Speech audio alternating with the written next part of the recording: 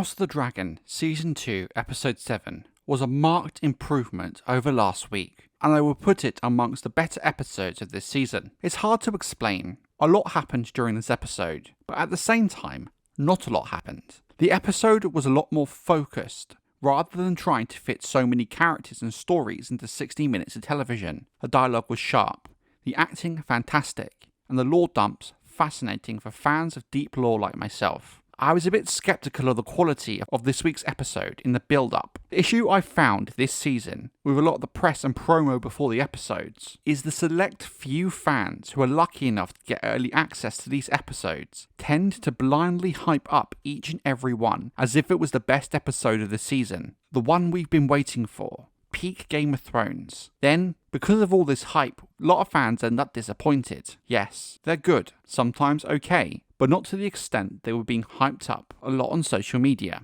When these same Twitter accounts and YouTube channels were saying the same things for this week's episode, I will hold my hands up and say I was skeptical. But this week, they did hit the nail on the head. It was a very strong episode indeed. The episode opens just where we left off last week. Rhaenyra has now caught up with Addam, and the two are in a tense standoff. What stood out to me about this scene was in fact the way the dragons were acting towards each other. Syrax and Seasmoke seemed very protective of their rider, in a way that really adds tension to the scene. Rhaenyra is obviously very shocked. This seemingly random man has managed to bond with Seasmoke, but despite this trepidation, you really get her sense of hope shining through, that this idea of finding dragon riders she so badly needs is possible. Addam in this scene is also very good. He does seem to want to be loyal to Rhaenyra, which makes sense given the Velaryon ties. This aspect too really jumped out to me, that when being questioned about his parentage, while he's open about his mother being a shipwright, he claims his father is of little consequence. Now, to me that means one of two things. That in Addam's view, with Corlys never seeing Addam as much consequence, that Addam too in turn sees little consequence of his relationship to Corlys. There is also the less likely option.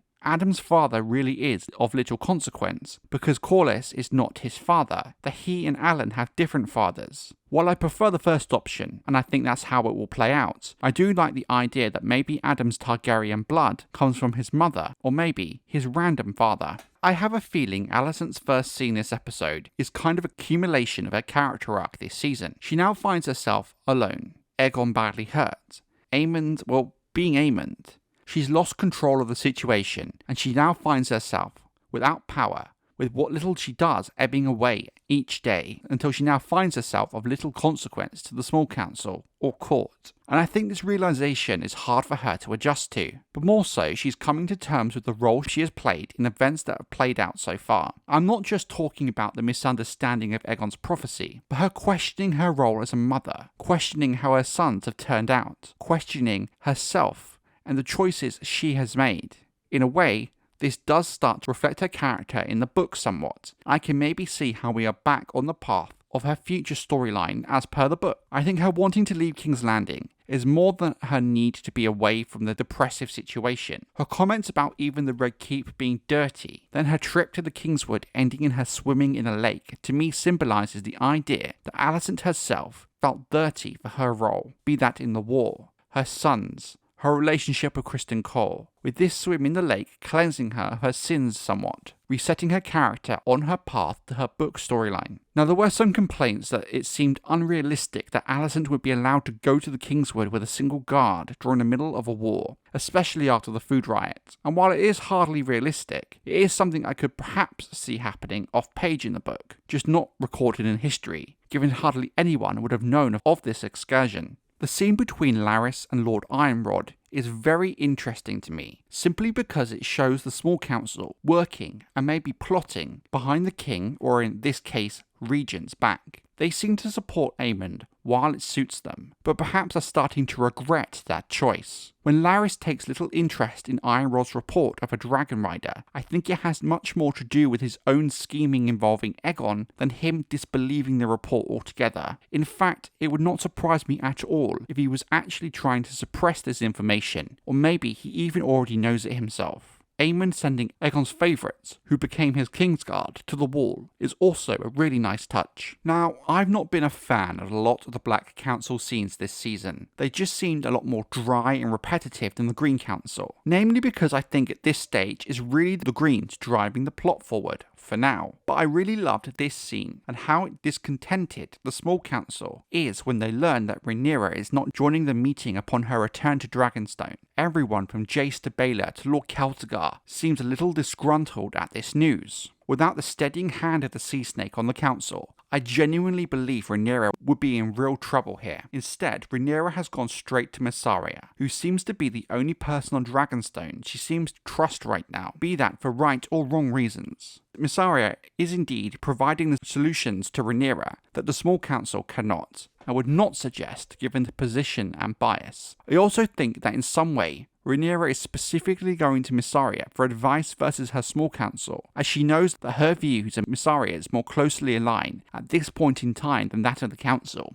I really do think this relationship is going to play a huge part in Season 3, and a key part in moving Rhaenyra closer to and along her book plot, setting up the circumstances that allow it. Awkwardness in the scene between Addam and Corlys tells us a lot about their relationship, and that they really have not spent a lot of time together in the same way Alan and Corlys have. Corlys is still being very proper and cordial about the situation. Like I said, the lack of Corlys admitting the relationship between them, either publicly or privately, does make me wonder if the writers have some sort of twist up their sleeve with specifically Addam's parentage that might go a long way to explain why they swapped the ages of Addam and Alan around. Oscar Tully for me was a surprising highlight for this episode. Being played by such a young actor, he did a fantastic job. He managed to play Daemon like a fiddle, along with the Riverlords. It was masterful to watch. He knows he has to placate Daemon's ego, while at the same time seemingly punishing and righting the wrongs of Daemon's time at Harrenhal, which he knows Daemon won't do willingly, thus having to force his hand. While yes, Willem Blackwood was acting under Daemon's orders, he did take Daemon's instructions too far to allow himself to act with malice and brutality, something he's been wanting to do for a long time. I love how Oscar seemingly turns on Daemon at the Weirwood, presenting to the Riverlords he has their best interest at heart, while at the same time getting Daemon to reluctantly let him cook. Daemon's reactions and face during this whole scene was priceless. Sometimes it was like he didn't have a clue what was happening, right until all the pieces fell together at the end. Honestly,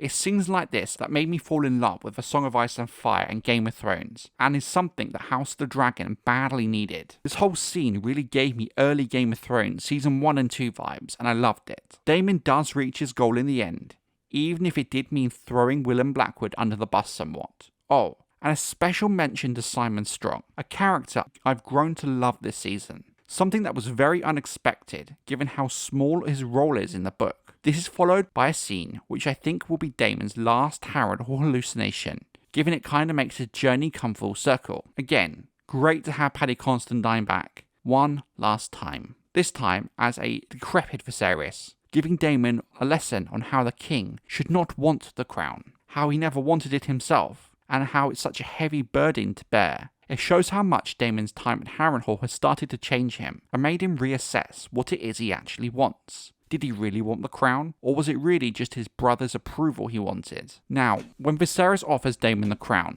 we don't see Daemon reject it yet, but I think it's clear that he will. And when the time comes for his reunion with Rhaenyra, that will be the moment viewers will see him reject it on the screen. We then get this scene of Orwell trying to rehabilitate the crippled Aegon with very questionable success. However, compared to the book here, Aegon is healing remarkably quickly, but I guess at the same time it's not wholly clear how much time has passed on the show yet. But at the very least, his burns seem a hell of a lot better than they did last time we saw him. I think there could be a few reasons for this fast recovery, namely, more practical ones, such as doing the makeup with that extent of burns to Aegon takes a hell of a lot of time to physically prepare every day. The sooner he gets to a more healed state, the better for the makeup department in terms of time and money. But also, I think they're going to want Aegon to be a much more active role in the story when compared to this period of time in the books, where he's literally sleeping for 99% of it. Given where we know the stories of the show is heading, if you're a book fan, It does also make sense why they're getting Aegon to be more mobile and active at this stage. Now, Larys being the instigator of all of Aegon's rehabilitation is also another really key detail. It speaks to how Larys views the prospect of Aemond as regent and de facto king. Helping Aegon gives Larys Aegon's support in a way Aemond never could have, and with that comes power. I also get the sense that Larys knows a lot more about the situation with the war than he lets on. And again, if you know where the story is going with the books, it's another key reason as to why he is so keen to get Aegon back in power. Now, the scene between Corlys and Alan is actually very important in terms of the lore in regards to where exactly Addam's ability to bond with a dragon potentially came from. Corlys seems very sure that there's no way that ability comes from the Velaryon line, thus is asking Alan about the possibility that their mother had some kind of Targaryen ancestry, which has been a popular fan theory for a long time. With this scene, we get another where Corlys low-key acknowledges he is Alan's father without outright coming out and saying it directly. I kind of like this because it seems to be that we are watching the process of Corlys acknowledging this openly himself. The line at the end with Alan proclaiming he is made of salt and sea, I think is also going to prove to be an important moment in pushing Corlys in the direction of his, Addam and Alan's book plotlines, and I do wonder whether we will see this be resolved next week or if they will push it into season 3. I don't really have much to say about the Vale scenes, other than it's a shame that it seems to be all we're going to see of Jane Arryn this season, which is disappointing, as she's a very interesting character in the book and does have an interesting role in the story to come. For me, this scene confirms even more that Rhaenyra will be getting Nettles' storyline from the book, which is really conflicting for me. On one hand, I do like the fact they are giving Rhaenyra much more to do, and I can see how some of Nettles' arc in the book can work for Rhaenyra. But at the same time, I am sad we are losing Nettles herself, one of the most fascinating characters in the whole of the Dance of the Dragons, with such a unique and compelling story. While I'm not thrilled, I am going to wait and see how this plays out before I cast any firm judgment. I know there is still a vague glimmer of hope there might be some plot twist and we might still get Nettles, but it's really not looking likely at all. The confrontation between Jace and Rhaenyra is something I've wanted to see all season. Jace calling out his own parentage in such a brutally honest manner towards his mother, asking many questions I know both show and book fans alike wanted to ask of Rhaenyra from the get-go, something she would never address even to her sons to keep up the illusion. Jace forces her hand. What was her plan with sleeping with Harwin? Did she ever consider the consequences? Was she ever concerned how un-Targaryen her children were? Or did she really believe that just because Laenor acknowledged the children and Viserys forbid any mention of bastardy, that it would indeed change reality? It's a really powerful scene, more so because I've never considered the impact the Dragonseeds being able to claim dragons would in fact have on Jace and his claim to the throne, as well as his own self-worth as a character. What's fascinating here is Rhaenyra really can't give Jace any answer to his concerns about how bad the Dragonseeds make Jace look, other than it's really their only option for dragon riders, and her take that this was ordained by the gods. I suspect this idea of things being ordained by the gods and Rhaenyra justifying her actions this way will be a big part of her story arc in ongoing seasons and push her more and more in the direction of her book plotline. What's also very telling here is clear Jace mistrusts Mysaria and is something I suspect will only grow and form a wedge between Jace and Rhaenyra, as she is somewhat between Rhaenyra and her own small council. Jace also correctly alludes to the future of the book plot as well, in regards to the Dragonseed, which is also a really nice touch. The sequence of how the Dragonseeds get to Dragonstone is of course very different than the books, for one simple reason, that in the show, the Dragonseeds come mostly from King's Landing, where in the book, they mostly come from Dragonstone itself. This is a change I don't really mind at all, because book Dragonstone and show Dragonstone are very different places, with the book's island seemingly being much larger, with several villages, inns, docks, and a healthy small folk population. Thus, with the show not really having that, the changes do make sense. There are also a hell of a lot more Dragonseeds in the show than in the book, but I think given that King's Landing is a bigger place than Dragonstone, it kind of makes sense too. I think it's fair to assume that not every single seed in the show is a direct Targaryen bastard, but there are also maybe some second or third generation ones in there too. I really like what the show has done with both Ulf and Hugh. In the books, I didn't really care about them as characters as such, such. I found their role interesting. I didn't really care about them as people, because they're not really hugely fleshed out as characters. But I like how the show has greatly expanded upon them. Now, Ulf tries to backpedal on his claim of Targaryen ancestry, and I don't think it's necessarily because he's lying about it exactly. In fact, I think it's much more realistic that he's not 100% sure Balon the Brave was actually his father. After all he has to go on is the word of his mother, and for all Ulf knows, she could have been lying to him. It also leaves the vague possibility that he might not actually be a Targaryen bastard at all. As a fan of the deep lore of Westeros, the Hugh hammer scene is the first scene this season where my mouth hit the floor. A scene that even takes a book fan like me by surprise. The revelation that Hugh might actually be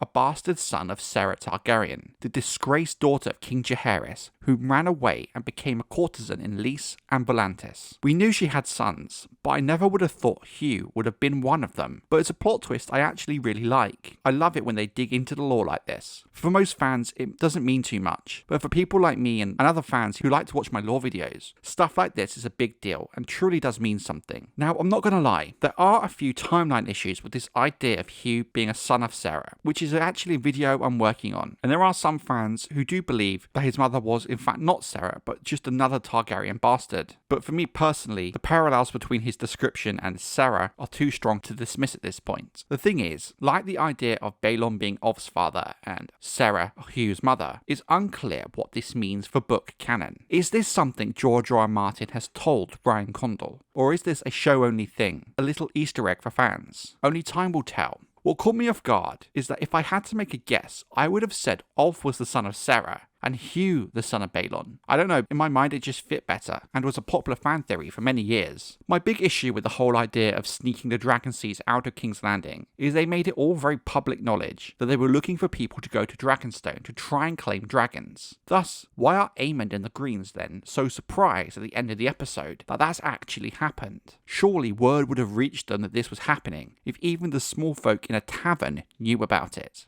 As the Dragonseeds arrive on Dragonstone, there is a lot of tension between Rhaenyra and the Dragonkeepers about her plans to use the Dragonseeds to claim dragons. They are of course quite pissed off and refuse to be a part of it. The dragons and this ancient custom are their whole culture and way of life. What Rhaenyra is doing in their eyes is an affront to their gods. But for me, what this moment does is help somewhat to explain why the sowing was indeed so bloody if the Dragonkeepers were refusing to assist. Sure, Rhaenyra could call the dragon and calm it, but really it's clear in the show at least that this is only one aspect of claiming a dragon. I think without the Dragonkeepers, it was inevitable things were going to turn bloody fast. But the reason this works is despite this issue, Rhaenyra still acts with confidence and uses being this godlike Targaryen queen to reassure the Dragonseeds. It speaks to how a lot of the small folk buy into this idea that the Targaryens are more than mortal men, closer to gods, and that Jaehaerys and Septon Bath's propaganda really has helped cement that myth. While there is maybe some truth to the idea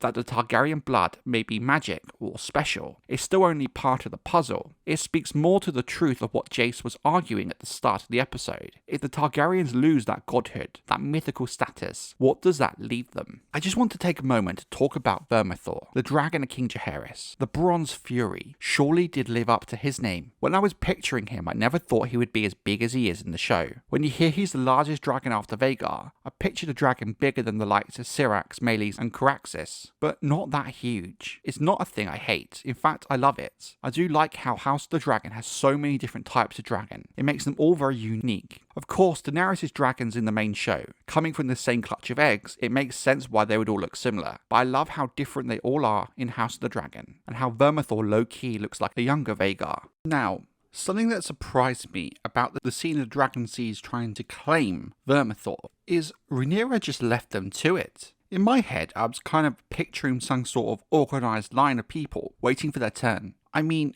shoving that many people into such a small space with a pissed off dragon was always going to end badly. One breath of fire, half the Dragonseeds are getting turned into ash. I don't know if it was just me, but there was kind of an obsessive, creepy vibe with the way Rhaenyra watched events unfold. It almost felt slightly cult-like. Maybe these recent inclusions of her saying this was all ordained by the gods, and her slight obsession with it, may factor into the endgame plotline somehow, with perhaps Rhaenyra developing a sort of god complex, in addition to what's already been established in the book. Maybe she's going to make poor or rash choices because she believes she has been ordained to by the gods, and use that to justify her actions. I need to think about it some more, and make a more cohesive video about it in the future. As who I assume is Silver Dennis approaches Vermithor, I think both show and book fans at this point know what's going to happen. Pure chaos. Vermithor is unrelenting and savage, but the only way I can really describe it as a massacre. We see Hugh take cover behind a rock with a woman, with the pair trying to escape. Vermithor goes for the woman, only for Hugh to get the dragon's attention and save her. A really heroic move on his part, and it says a lot about how different his show and book characters are. As Vermithor is about to turn Hugh into toast, he channels his inner Jon Snow and screams the dragon down. I think it's this fearlessness in Hugh that Vermithor likes and connects with. The balls are still Hugh had. It goes to show why dragon bonding is so difficult. Each dragon has their own personality and looks for different qualities in a rider. All in all, I loved this moment, and it's one of my favourites of the season. Ulf manages to escape the chaos only to put his foot in some dragon eggs and wake a sleeping dragon. Well, I was blown away by Silverwing. She was absolutely stunning. Such a unique looking dragon like none other we've seen thus far. In the cave you can't really see her colouring too well, but whoa, when you do it she really stands out. You can kind of see why she was called Silverwing. In terms of Ulf claiming her, I'm not really sure what Silverwing saw in Ulf, like I am with Vermithor and Hugh. So Ulf takes Silverwing for a joyride around King's Landing, or was it more of a Silverwing took Ulf for a joyride around King's Landing? Like I said earlier, news reaches Aemond about the dragon, and well, I'm honestly still baffled as to how this is the first time he's hearing of it, but I think at the end of the day, the writers conveniently forgot this aspect of it, to allow for them to set up Aemond chasing Silverwing, with Vhagar back to Dragonstone, which confirms to Aemond that Rhaenyra now has dragon riders enough to challenge him. We then get the last Avengers moment scene of Rhaenyra and our new dragon riders staring out across Blackwater Bay for the first time this season with a sense of confidence. Now, I really enjoyed this episode. It was so much better than last week, and I think by far one of the better episodes this season. Like I said, a lot happened, but at the same time, not a lot happened, in a sense that without trying to cram every character into the episode, it allowed the story room to breathe and move. I do think you could have taken key parts of last week's episode and put them in this one to create one long, high quality episode, which highlights to me how much they've had to try and spread the story over so many episodes this season. I know a lot of fans have been disappointed with season 2, and I understand why, and I think the marketing was very misleading about what the season was going to be about. Because if you know your book lore, then you know the real war starts now. And given how much season 3 has to cover, I do worry how much they can fit into 8 to 10 episodes, and how the budget is going to affect things. I think a solid 8 out of 10 is fair for this week's episode. If it wasn't for a few minor things, I may have pushed a 9. Next week is the season finale, and if you've seen my community post I posted at 2:30 AM UK time, many clips of the finale have now been leaked online. I will not talk about these leaks, or show any footage or images of them in any of my videos, as HBO really takes this shit seriously. All I will say is this: what I have seen has surprised me. I think the final will surprise a lot of people who think they know what's going to happen. There's some really exciting lore stuff, and a moment that I know will get many of my regular commenters really excited. Something very unexpected. So if you don't want to be spoiled, I would be very careful and hope the poor guy in Iceland who uploaded these clips to TikTok when the episode went live there early is doing okay and he has good lawyers. As someone who's done YouTube for 6 years now, I can say that HBO really don't mess around with this kind of stuff.